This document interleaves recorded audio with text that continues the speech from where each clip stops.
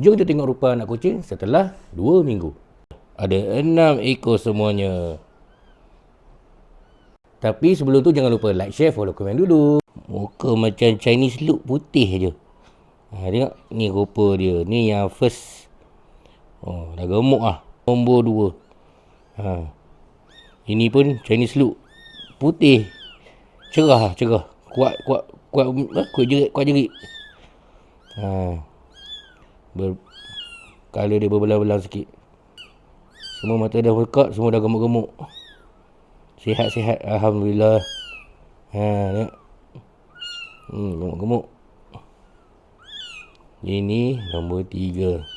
Ini nombor 4. Ni comel sikit, dia malu-malu. Dia malu-malu manja. Oi.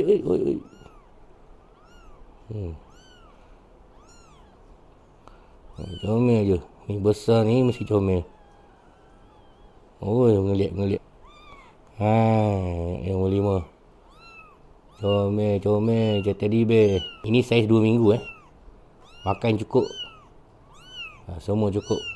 Kali ni 6 ekor. Kalau kata siapa yang berminat boleh DM lah. Boleh DM di bahagian komen. Nanti kita boleh bincang.